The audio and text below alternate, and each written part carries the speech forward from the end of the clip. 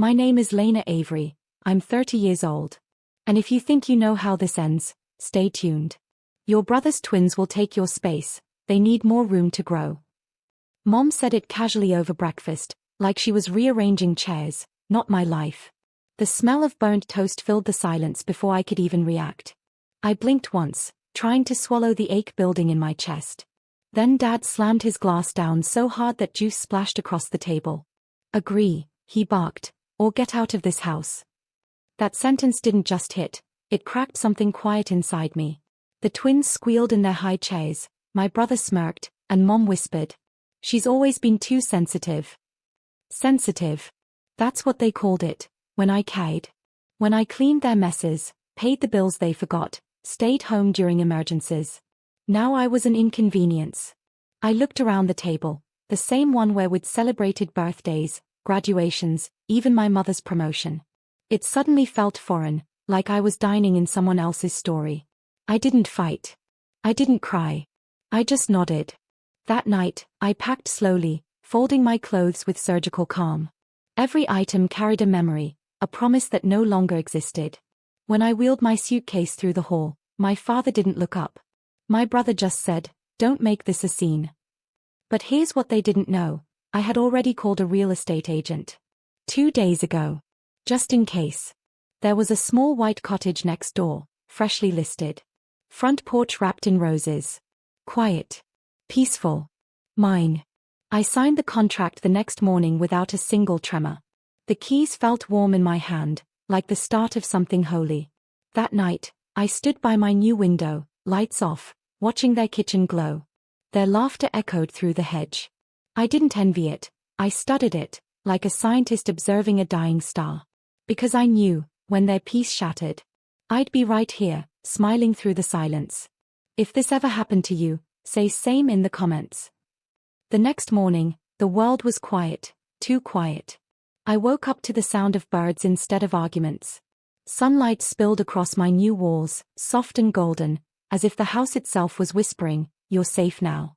I brewed coffee, barefoot, in my own kitchen, the one that smelled like pine wood and fresh beginnings. Through the lace curtains, I could still see my parents' house. Mom was outside watering her flowers. My brother stood on the porch, arguing over the phone. Same routine. Same storm. Different address. But I wasn't watching out of longing anymore. I was watching to remember. A week passed, and slowly, things shifted. Mom started leaving her blinds half closed. Maybe guilt looked ugly in daylight. Dad stopped parking his car in the driveway. He preferred the garage, away from my view. And my brother? He had started pacing outside every evening, whispering into his phone like a man hiding secrets. I didn't have to guess what was happening. I already knew their habits, their flaws, their pressure points, all the things they thought I was too quiet to notice.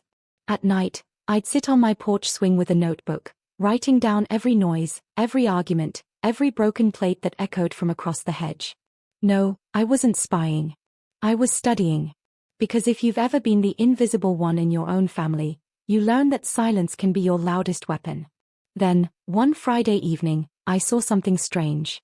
Mom came home from the mall, but instead of carrying shopping bags, she was crying.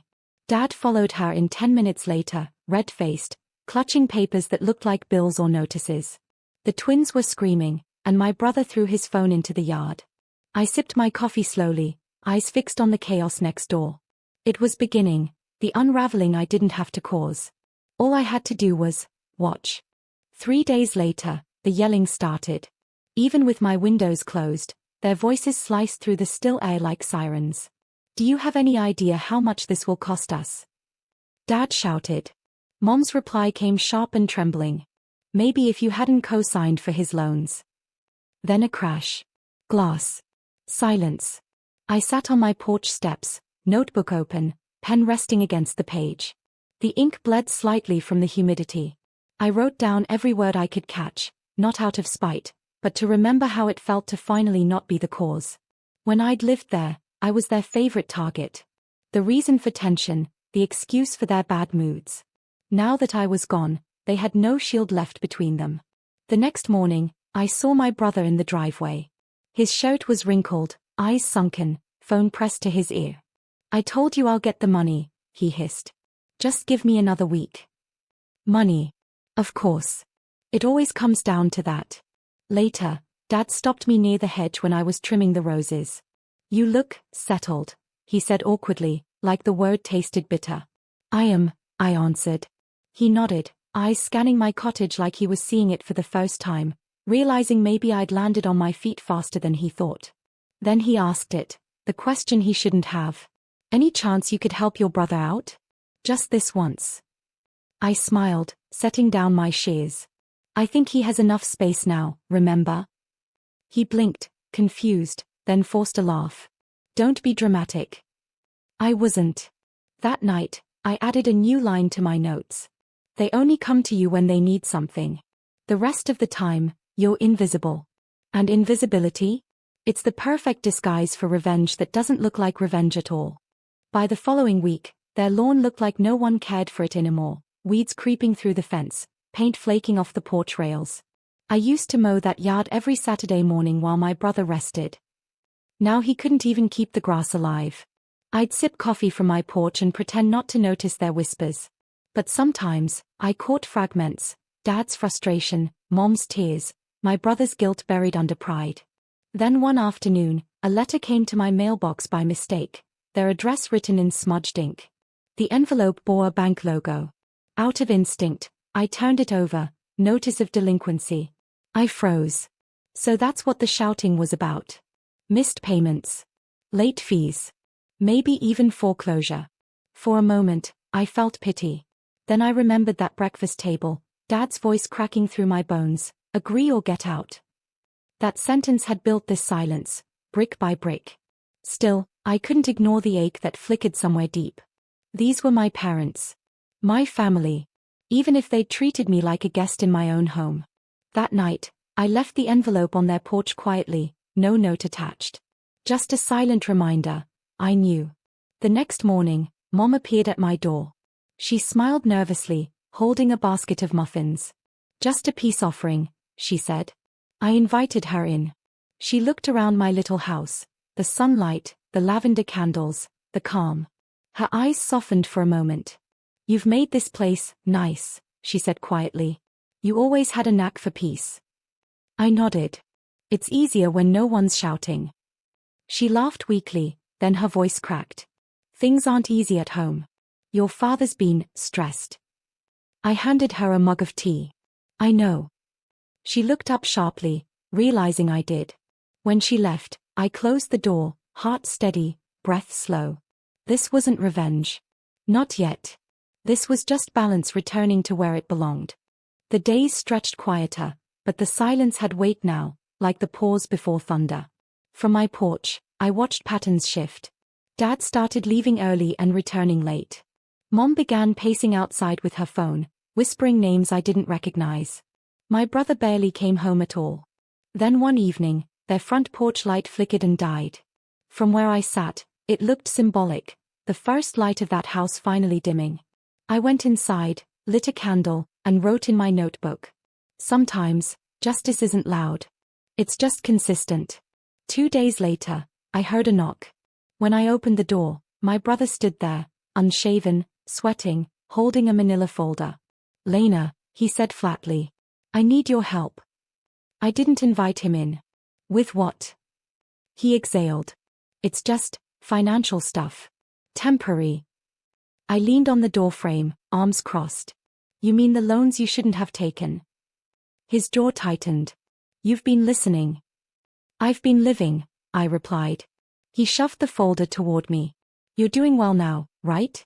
Maybe you could. I cut him off. Remember what Dad said? Agree or get out. I chose the second option. You should try it. He blinked, stunned. So that's it? You're just going to watch us fall apart. I looked him dead in the eye. I'm not watching you fall. I'm watching you learn. He left, muttering something about betrayal. The irony made me smile. That night, rain poured down, drumming against the windows. I curled up with a blanket, tea in hand, and watched lightning flash across the hedge that divided our homes. In one brief burst, I saw their silhouettes arguing by the living room window, hands waving, shadows trembling. I whispered to the storm, This is what it looks like when the truth finally moves in. And in that thunder, I felt something I hadn't in years: peace. Not the quiet kind you wait for. The earned kind. A week later, a moving truck appeared outside their house. At first, I thought my brother was relocating again, chasing another fresh start. But then I saw the furniture, the dining set, the couch, the framed family portraits, all of it being loaded. Foreclosure. It wasn't a rumor anymore. It was real, visible, and loud enough for the whole street to see. Mom stood on the porch, arms crossed, trying to look dignified while her world crumbled. Dad barked orders at the movers, his voice trembling under false authority. The twins clung to her dress, crying as their toys were packed into boxes. From my window, I could see everything. Not because I wanted to, but because life had positioned me here, like a witness at the edge of justice. When their car pulled out for the last time, Mom glanced toward my house. Our eyes met for a single second. No words. Just the quiet acknowledgement of roles reversed. I walked to the fence, stood where the rose vines met the wood, and whispered, "Good morning." The same words I'd once said politely. This time, they tasted like closure. A few days later, I found their mail still being delivered to the old address. Among the envelopes, one caught my attention, from the same bank as before. I didn't open it. I just returned it marked moved. No forwarding address. That night, I sat in my living room with soft music playing and rain tapping against the glass. Every object in my home, every candle, book, and quiet breath, felt like a reward for restraint. Revenge isn't always about striking back. Sometimes, it's about outlasting them. Living well. Letting time do the heavy lifting while you stay still, unshaken. I closed my notebook that night, the final page filled with one sentence. They took my room. I took their peace. And for the first time, the silence didn't feel empty, it felt earned. The old house sat empty for weeks, its windows dark, its curtains swaying like ghosts remembering arguments. I'd see curious neighbors stop and whisper, wondering what happened to the Averys, the once perfect family. I didn't correct them. Some stories are better left to unfold in silence. Then one morning, a for sale sign went up. By evening, a young couple arrived, freshly married, bright-eyed, full of laughter. They walked through the house, marveling at its space, its potential. When the realtor waved, I smiled politely, like any normal neighbor would. They had no idea the walls they were admiring had soaked in years of unspoken cruelty. I spent the next few days watching as the house was cleaned, repainted, and revived. The laughter that drifted through my open window sounded new, light, untainted.